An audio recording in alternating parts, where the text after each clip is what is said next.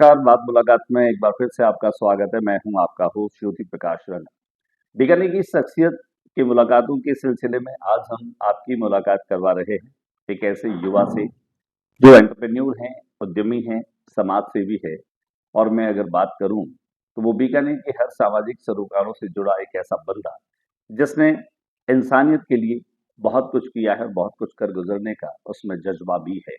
मैं बात कर रहा हूं हाल ही में दुबई में जिन्हें इंटरनेशनल अवार्ड मिला है, बिजनेस टाइटन के रूप में उन्हें ये अवार्ड से नवाजा गया है। बातचीत करते हैं मनीष सोनी से। मनीष जी, स्वागत है आपका। मनीष जी, सबसे पहले तो आपको बहुत बहुत बधाई।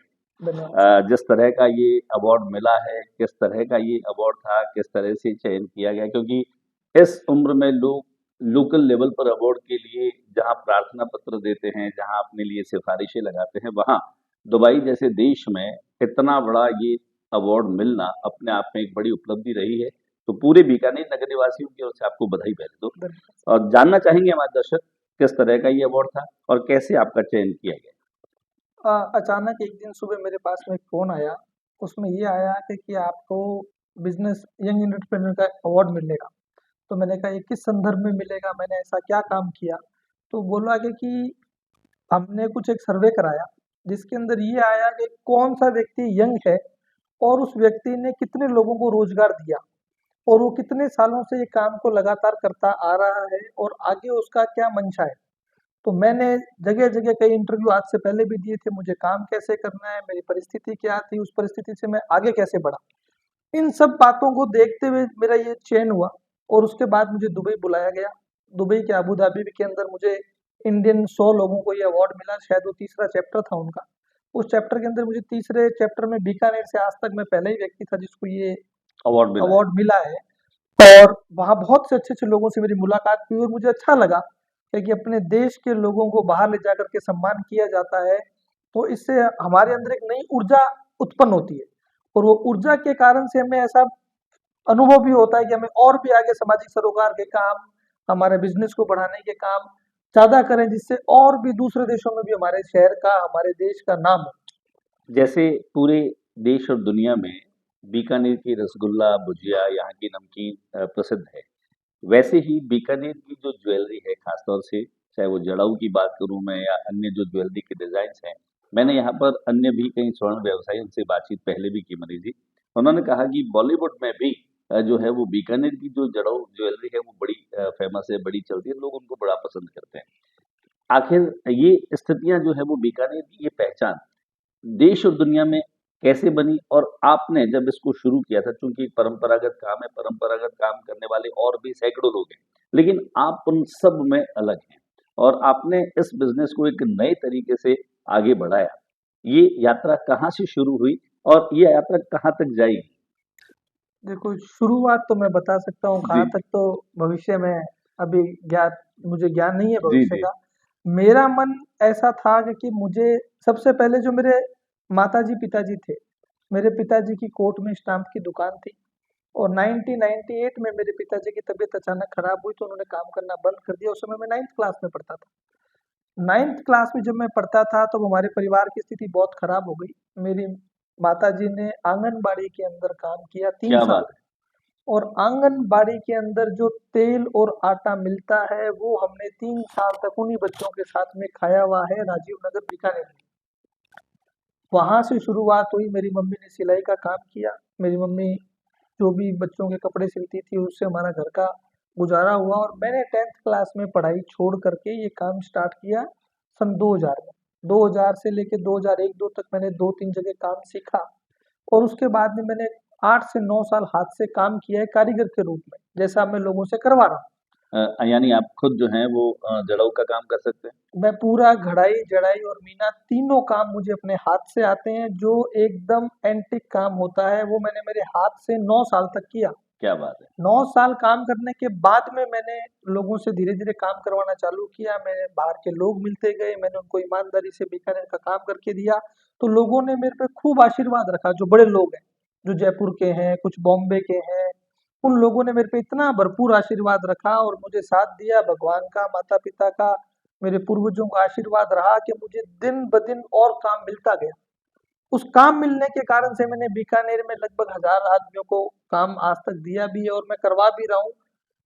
यही मेरी मंशा है कि अपने हाथ से जितना ज़्यादा रोज़गार दिया जा सके, मैं रोज़गार दूँगा तो कुछ पैसा मुझे भी बचेगा। मैं लोगों के घर के अंदर अगर रसोई चलाने के लायक अगर भगवान ने आज मुझे बनाया है, तो मैं चाहता हूँ कि मैं आगे भी और काम करता रहूँ।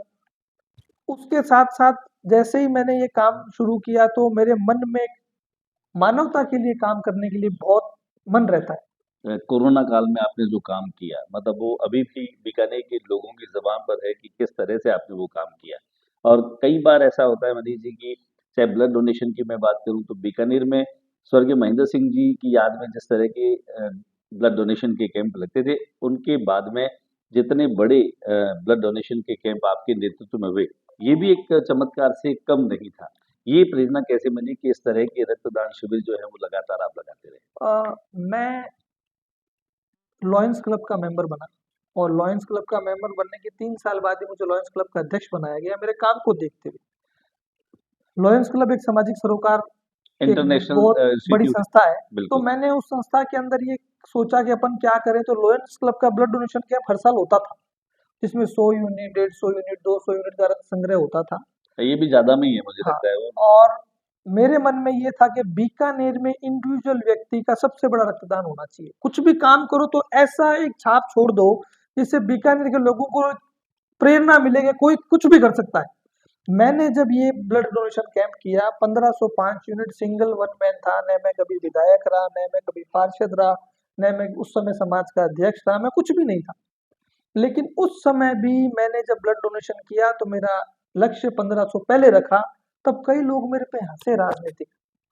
कई लोगों ने मेरे को बहुत डिमोटिवेशन किया कि ये नहीं डिमोटिवेशन होगा, नहीं आपसे होगा। नहीं कर पाओगे, 1500 बातें थोड़ी ना होती है, खून लेना होता है। 5000 लोगों से मैं 1500 लोग खून नहीं दे पाएँगे आपको। तो इस तरह की खूब सारी बातें हुई। तो जैसे ही मेरे को डिमोटिवेट लोगों ने किया, मैं उस दिन रात को आके सोया नहीं और मैंने एक लिस्ट बनाई, जिस लिस्ट में 3500 आदमी थे। ये 3500 आदमी अपने को ब्लड देंगे। एक स्लॉट बनाया, मान लो आप 50 लाएँगे, आप 20 लाएँगे, आप 10 लाएँगे, आप 100 लाएँगे। तो मेरे उस दिन 2100 आदमी ब्लड देने के लिए तैयार थे। लेकिन उसी दिन लॉयंस क्लब का शाम को शपथ ग्रहण भी था मेरा अध्यक्ष बनने का। तो वो उस कारण से मेरे को बंद करना पड़ा। रोकना पड़ा। तो 1505 यूनिट ब्लड ले पाया, बीच में अव्यवस्था हो गई थी, इतनी भीड़ हो गई थी कि ब्लड लिया ही नहीं जा रहा था। तो मैंने कोई मेरा मैं विधायक नहीं था, कोई मंत्री नहीं था, उन सबको छोड़ते हुए भी मैंने इतना ब्लड किया, वो सिर्फ इसलिए किया कि मेरा लोगों से जुड़ाव। 675 मुस्लिम कम्युनिटी ने मुझे ब्लड दिया। उसके अलावा 450 सोनकार समाज के लोगों ने दिया। उसके बाद ऐसी कोई जाति बीकानेर की नहीं थी, चाहे वो जाट समुदाय हो, बिश्नोई समुदाय हो, वाल्मीकि समुदाय हो, माली समुदाय हो, ब्राह्मण हो, वैश्य हो, सभी ने बढ़ चढ़ कर के मुझे ब्लड दिया। और बीकानेर संभाग तो आप छोड़ो, जयपुर से भी लोगों ने आ के मुझे ब्लड दिया मेरे आह्वान पे। तो वो मेरे लिए बहुत बड़ा अचीवमेंट था। जैसे ही मैंने 4 फरवरी को ये सोचा तो मैंने कहा कि मेरी टीम बहुत बड़ी हो सकती है अगर मैं बनाना चाहूँ तो। तुरंत ही लोगों ने मुझे आके सोनकर समाज का चुनाव कराने के लिए आग्रह किया, तो मैंने वो चुनाव चुनाव कराया। अपने आप में काफ़ी जो है वो बीकानेर में एक तरह से कहूँ कि चर्चा का विषय रहा, सुर्खियों में रहा और आपके सामने ही समाज के एक प्रबुद्ध व्यक्ति थे और आम आदमी ये सोच रहा था कि मनीष सोनी उनके सामने बच्चा है। ये आम धारणा थी, लेकिन जिस तरह की जीत हुई चूँकि अब प्रश्न आ गया है तो उस बात पे मैं वो भी आपको बधाई देता हूँ कि स्वर्णकार समाज के अध्यक्ष पद का चुनाव किसी एमएलए या एमपी से कम नहीं था। तो इस जीत पर क्या कहेंगे आप? मैंने चुनाव लड़ा ही इसलिए था कि बताया जाए कि चुनाव ऐसा हो सकता है।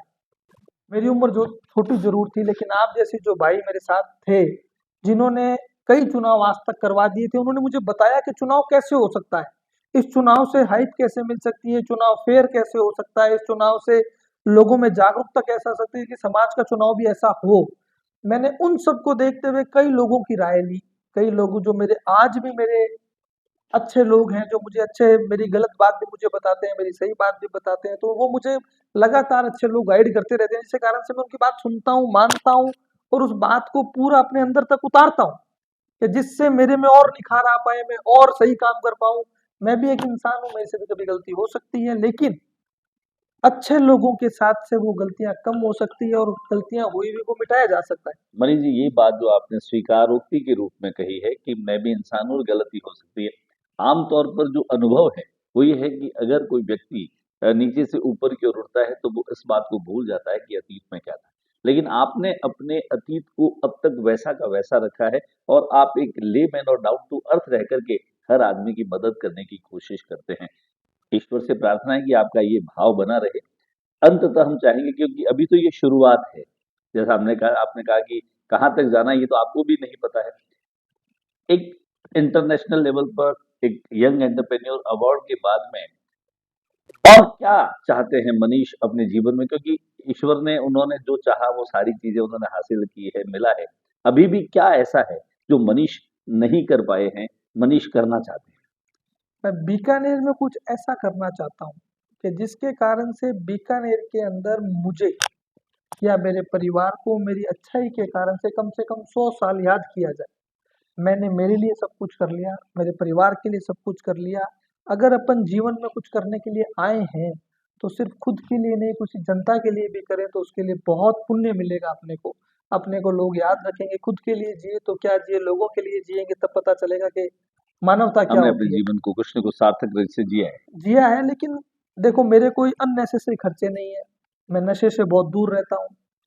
मैं 2 टाइम सिर्फ घर का ही खाना खाता हूँ। मनीष जी, मेरी मैं कोई चाहता हूँ, अपेक्षा आपने नहीं है। आपने अभी जो नशे की बात की है, अभी थोड़े दिन पहले, 2 दिन पहले ही हमने एक बड़ा सेमिनार जो है वो यंगस्टर्स को लेकर के किया। और बीकानेर की पुलिस और खास तौर से आईजी ओम प्रकाश जी जो हैं, वो इस नशे के विरुद्ध युवाओं को इन्वॉल्व करना चाहते हैं कि मजबूती के साथ में नशे पर प्रहार किया जाए। आपकी बात लोग मानते हैं, यंगस्टर्स मानते हैं, आप युवाओं के प्रणेता भी हैं। नशे को लेकर के हम चाहते हैं कि आप भी कोई ऐसी मुहिम, आप भी कोई ऐसा कार्यक्रम करें जिससे कि यूथ आपकी बात को मान करके और नशे को दूर करे। मैं खुद यही चाहता हूँ। आज जैसे अपने देश की सिर्फ सेना ही देश को नहीं बचा रही है। सेना के बाद देश में पुलिस भी है जो देश को बचा रही है, पॉलिटिकल पार्टी भी देश को बचा रही है, अपना धर्म भी देश को बचा रहा है। ये सिर्फ पुलिस का एक काम नहीं है कि वो नशे के खिलाफ चले। मैं खुद मेरी एक टीम बनाने में लगा हुआ हूँ इस नशे के खिलाफ। मजबूत लोगों की जो हर तरीके से सक्षम है, चाहे वो झगड़ा हो, चाहे वो क्यों, क्योंकि नशे का जो व्यापार कर रहे हैं वो बड़े झगड़े वाले लोग हैं।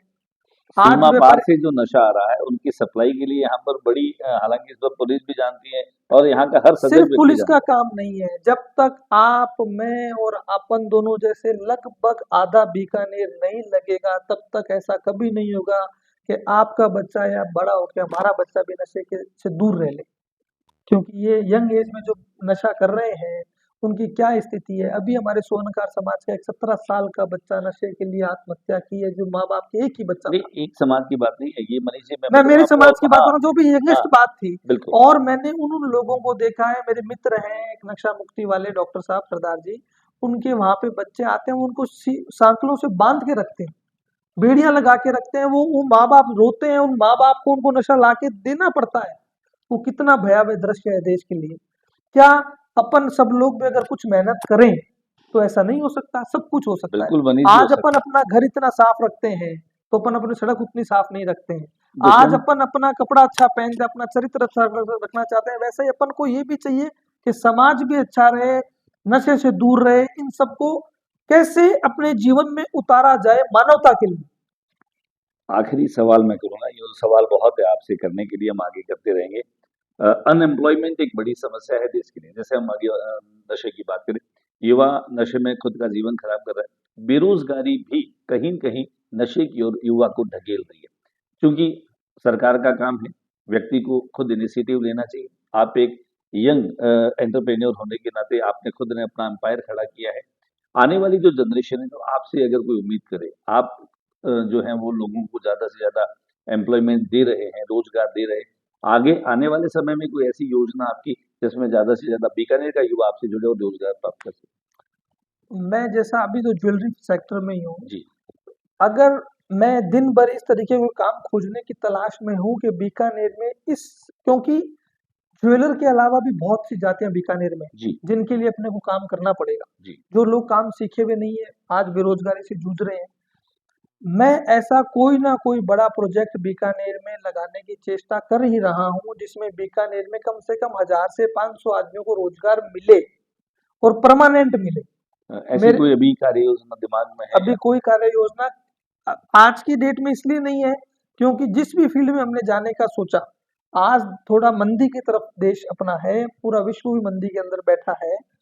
कोई ऐसा काम मुझे मिल नहीं पा रहा है जिससे अपने को 1500 लोगों को एक बार रोजगार दे कि जिससे बीकानेर के 1500 घर मिले। बीकानेर की पूरी जनता अगर ये कोई भी मेरा इंटरव्यू देख रही है, किसी के पास भी ऐसे सुझाव हैं जिससे कुछ पैसा लगा करके मैं कोई काम ऐसा जनरेट कर दूं जी, जिससे बीकानेर को रोजगार मिले, तो मैं तुरंत प्रभाव से करने के लिए तैयार हूँ। बहुत मेरे बहुत पास टीम है, मेरे पास कई साथी हैं जो बीकानेर के लिए काम करना चाह रहे हैं। वो काम तभी संभव हो सकता है जब एक टीम वर्क में हो, या कोई ऐसा कोई प्रोजेक्ट बीकानेर में सरकार लाए, सरकार ला करके हमें चलाने के लिए दे दे, हम उसको चलाएंगे, बीकानेर के लोगों को रोजगार देने का प्रयास करेंगे। कैसे हो सकता है, कोई मीडिया का साथी बता दे, कहीं कोई काम की नजर हो, तो मैं हर तरीके से वो काम करने के लिए तैयार हूँ जिसमें बीकानेर के युवाओं को रोजगार मिले और वो नशे से दूर हो। बहुत बहुत शुक्रिया मनीष जी आपका। यंग एंटरप्रेन्योर होने के नाते ये खूबसूरत विचार हैं मनीष सोनी के। बहुत कुछ करने का जज्बा है और दुष्यंत कुमार की एक लाइन इनके व्यक्तित्व से साफ तौर पर हमें महसूस होती है कि कौन कहता है कि आसमान में सुराख नहीं हो सकता, एक पत्थर तो तबीयत से उछालो यारो। ये सूरज जो बदलने के लिए जज्बा चाहिए वो मनीष सोनी में है, जिन्होंने संघर्ष में अपना बचपन, अपना किशोर वय जो है वो निकाला। उसके बाद उन्होंने सपने बड़े रखे। सपने बड़े देखने चाहिए, ये हर कोई कहता है, लेकिन सपने वो होते हैं जो आपको नींद नहीं लेने देते। सपने वो नहीं होते हैं जो आप ख्वाब नींद में लेते हैं। निश्चित तौर पे मनीष सोनी ने एक लंबी रेखा जो है वो जीवन में खींची है। अभी तो ये शुरुआत है, अभी इनको मीलों आगे जाना है और निश्चित तौर पे बीकानेर की युवा को अपने ज़हन में, अपने हृदय में रख कर के वे हर अपना काम करने की कोशिश कर रहे हैं।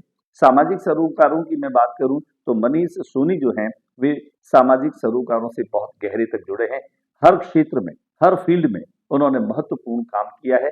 आज इस मुलाकात में हम मनीष सोनी जी का विशेष धन्यवाद करेंगे कि उन्होंने हमें समय दिया। आजकल बीकानेर में उनका कम आना रहता है, लेकिन जितना भी काम है उनका, चाहे वो पूरे देश में घूमते हुए करें, लेकिन उनके केंद्र में, उनके दिल में सिर्फ और सिर्फ बीकानेर ही बसता है। तो हम उम्मीद करते हैं मनीष सोनी से हमारी बात आपको पसंद आई होगी। अगले सप्ताह किसी और सक्सेस से फिर मुलाकात होगी। तब तक के लिए ज्योति रंगा को इजाजत दीजिए। नमस्कार।